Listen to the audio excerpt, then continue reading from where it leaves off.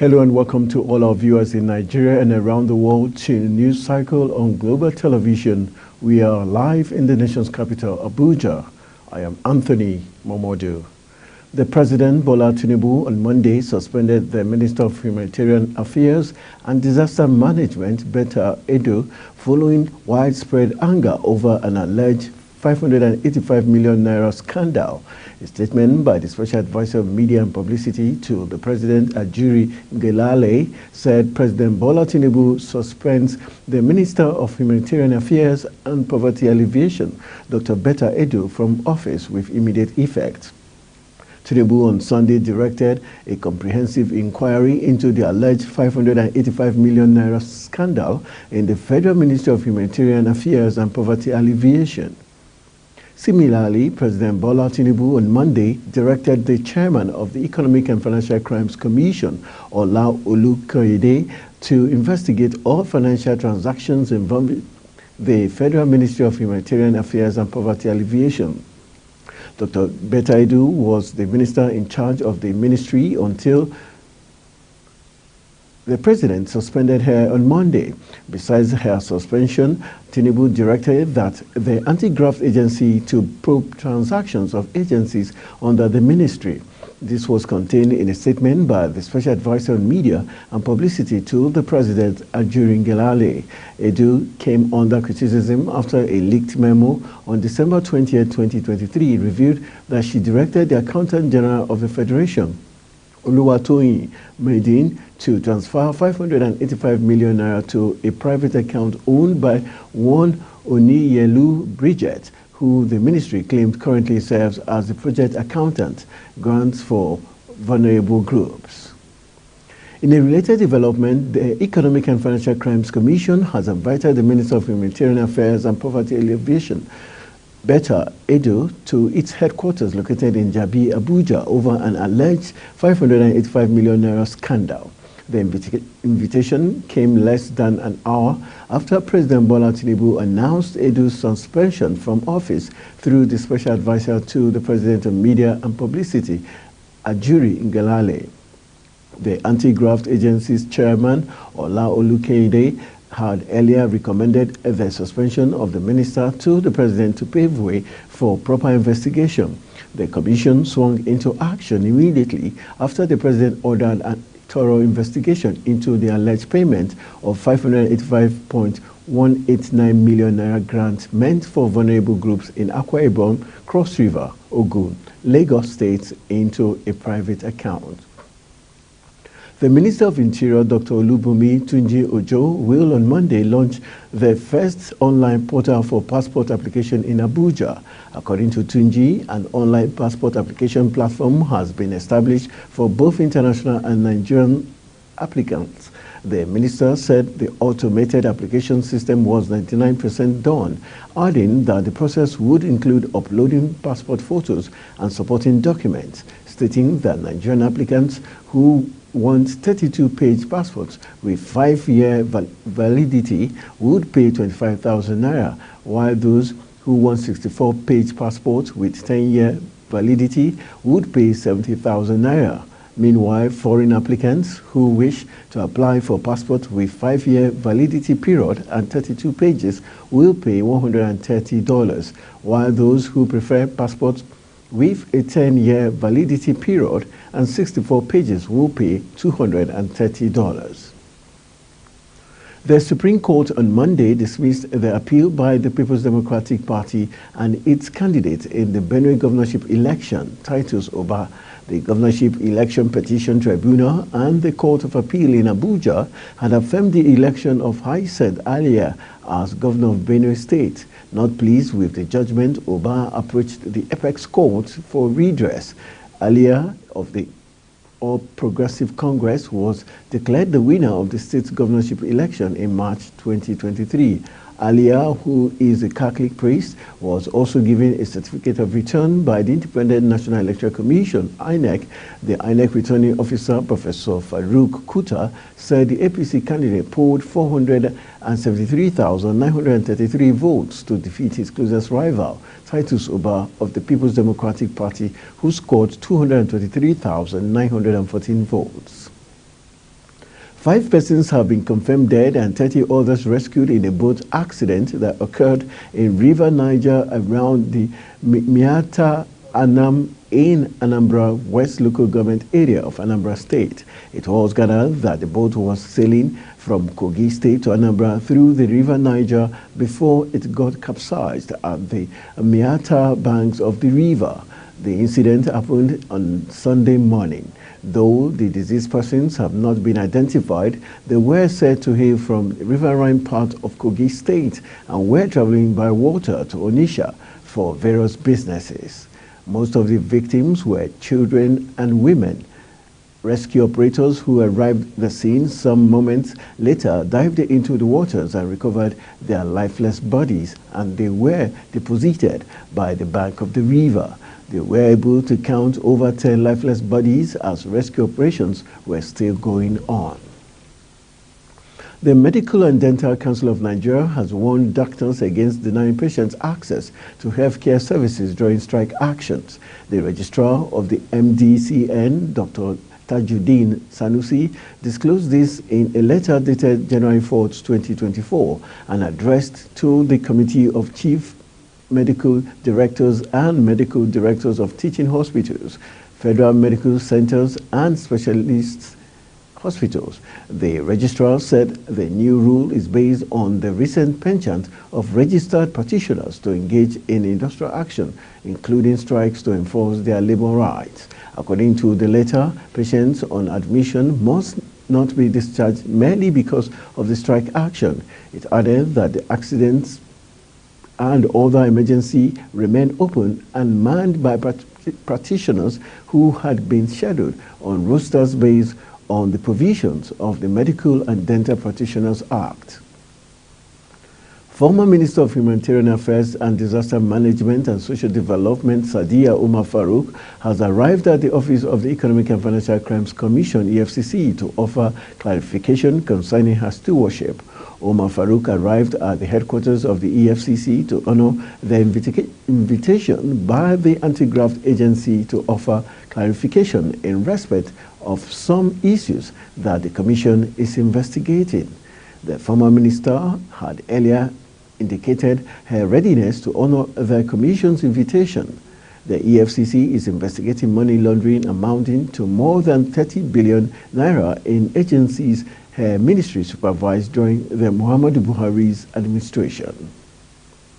The 6th Division Nigerian Army Port Harcourt destroyed 233 illegal refineries during Operation Still Waters, 3 in 4 states in 2023. The 4 refineries destroyed were located in Akwa Ibom, Cross River, Delta, Rivers of the South-South region. General Officer Commanding GOC, the Division Major General Jamal Abdul Salam, made the declaration on Monday in Port Harcourt on the sideline of the 2023 West African Social Activities Celebration of the Army.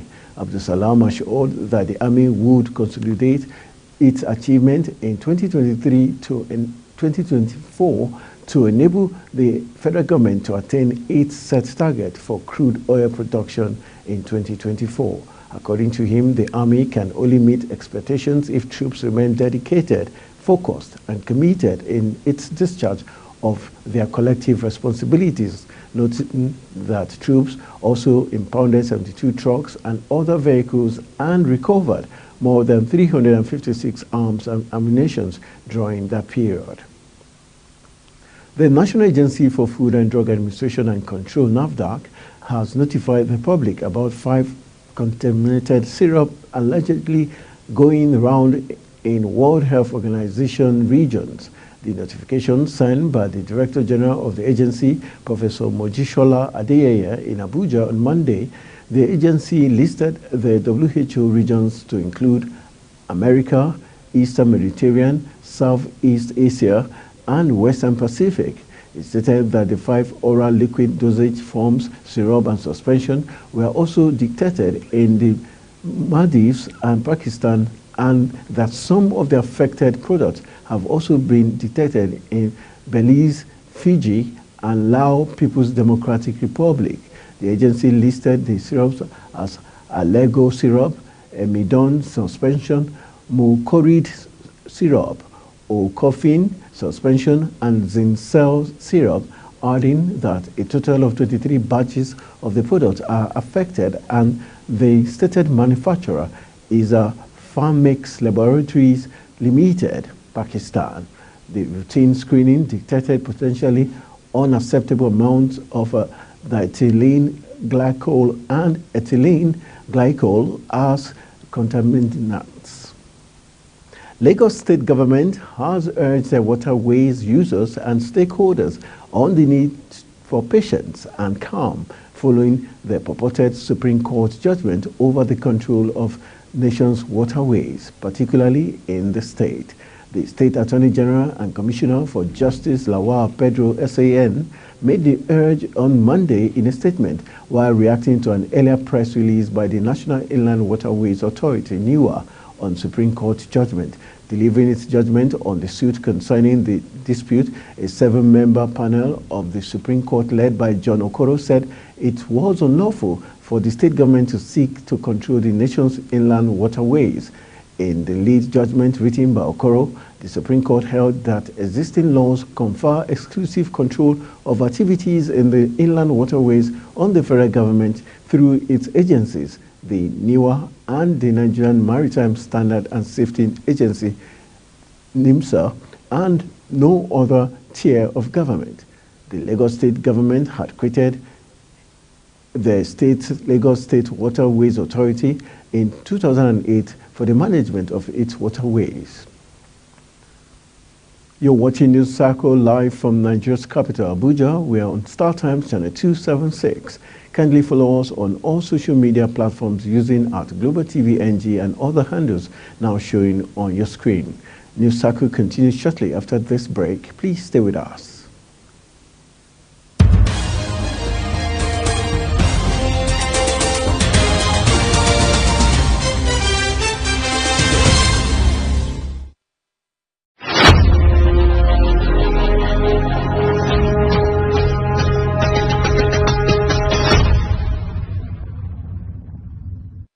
Come back from the break. One person has been confirmed dead in a fire outbreak at an engine oil depot in Kano. Several buildings housing the facility were also destroyed by the raging fire.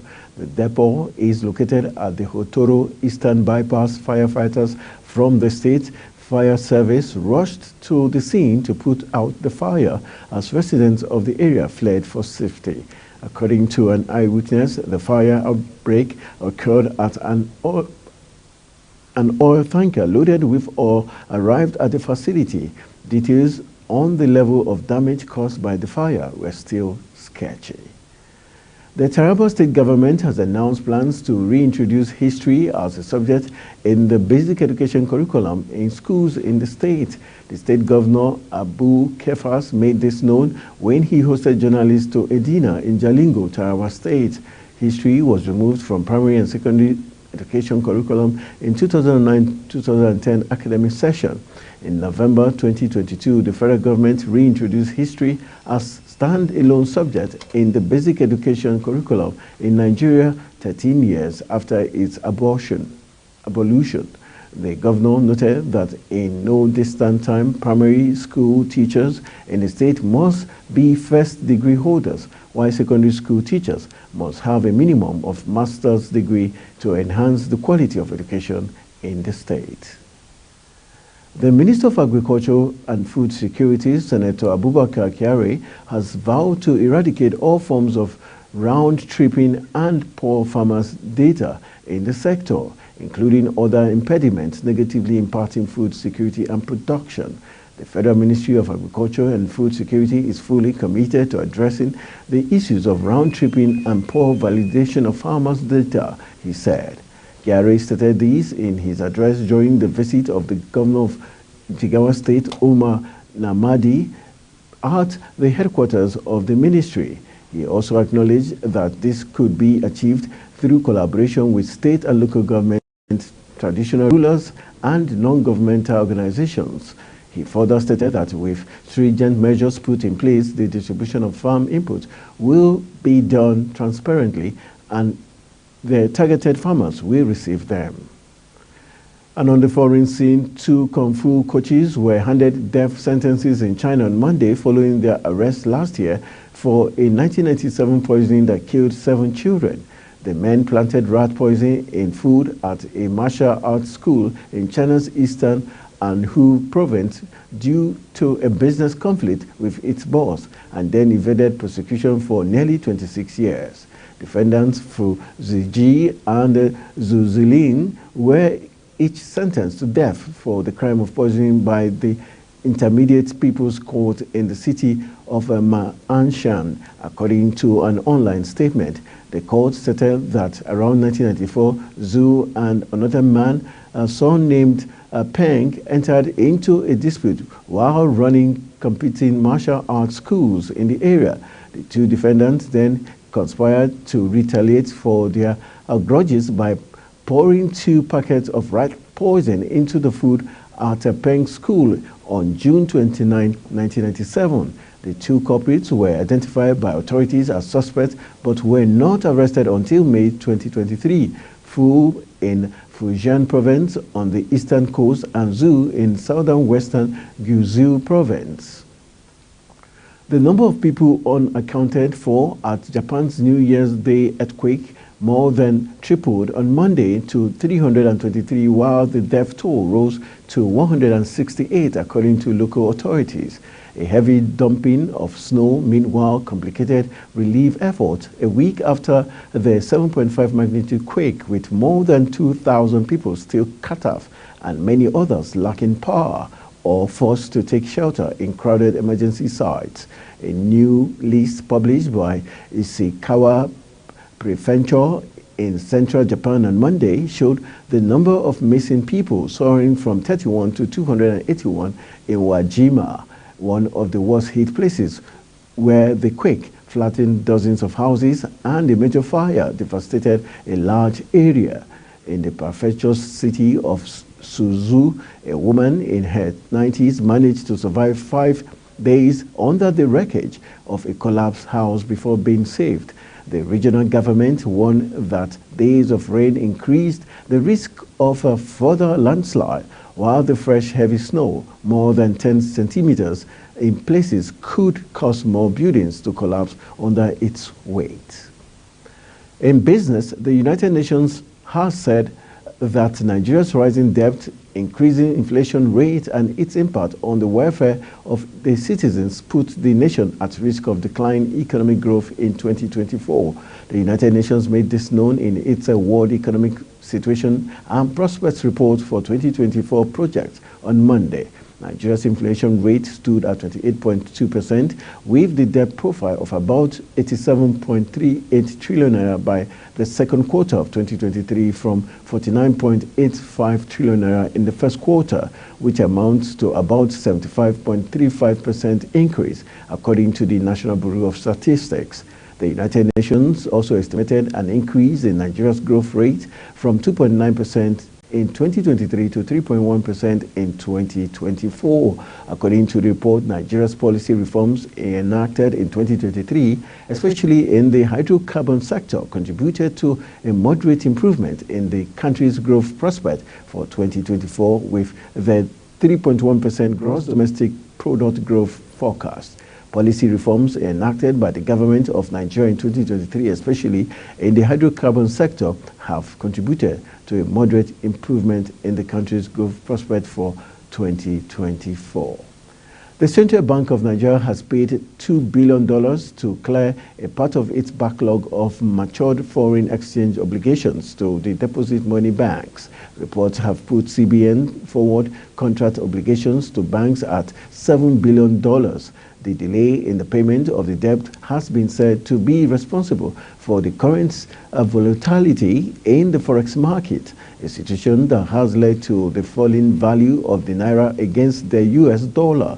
According to a statement by the CBN, foreign airlines also received $61.64 million from the disbursement aimed to address the pending matured foreign exchange owed to them. The CBN Acting Director of Corporate Communications, Hakama Sidi Alia, said the move underscored its commitment to resolving pending obligations and a functional foreign exchange market. CBN reportedly owes foreign airlines over $700 million. The Naira has depreciated by 38.9% against the United States dollar at the official I&E window of the Central Bank of Nigeria in the past 3 months. Data obtained from the FMDQ Security and Exchange revealed that the local currency fell from 745 naira 19 kobo to a dollar on October 3, 2023 to 1,035 naira 12 kobo to a dollar as of January 3, 2024.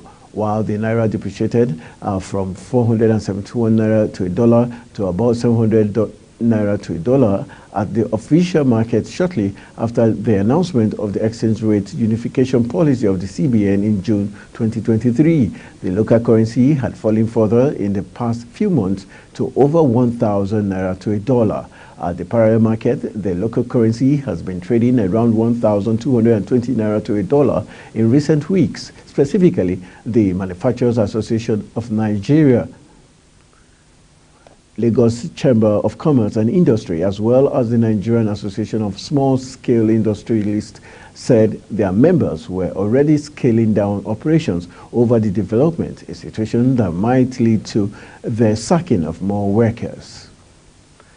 And talking sport, President Bola Tinubu has cleared the outstanding payment the federal government owed the Super Eagles and other sporting teams of the country. According to a statement on the X handle of Tinubu's media center, the payment entails the clearing of the senior national team coach salaries running up to 15 months, payment of allowances and promises due to the senior national teams, females and under 20 national team. Recall that in 2020, the Super Eagles complained that the federal government was yet to release the 1.5 billion naira approved for them to compete at the 2019 African Cup of Nations. Birmingham hired Tony Mowbray on Monday as their new manager to replace sacked Wayne Rooney. Former Sunderland and West Brom boss Mowbray agreed a 2.5-year deal with the championship strugglers. He is Birmingham's third manager this season after the dismissals of John Eustace and Rooney. Mowbray was sacked by Sunderland in December after 15 months in charge, despite guiding them to a playoff last season. Former Manchester United and England star Rooney was axed by Birmingham after just 83 days in charge, having replaced Eustace in October. Rooney managed just 2 wins in 15 games as Birmingham slipped from 6th in the championship to 20th. The Super Eagles of Nigeria lost 2-0 in a friendly game on Monday against Guinea in preparation for the 2023 African Cup of Nations scheduled to start on the 13th of February in Côte d'Ivoire. The friendly match was played at the Bani Yem Stadium in Abu Dhabi. The official X page of the Super Eagles, which gave timely updates on the match, noted that Guinea scored the first goal in the 14th minute of the game. Furthermore, a penalty was awarded to Nigeria in the 19th minute. Penalty awarded to Nigeria as Umar was hacked down. Eagles struggled to equalize as the first half ended 1-0 in favor of Guinea. That's it on News Circle, and it came to you live from Nigeria's capital, Abuja. We're on Star Times channel 276. Kindly follow us across all social media platforms using Global TV NG and all the handles now showing on your screen. I am Anthony Momodu saying thank you for watching and see you soon.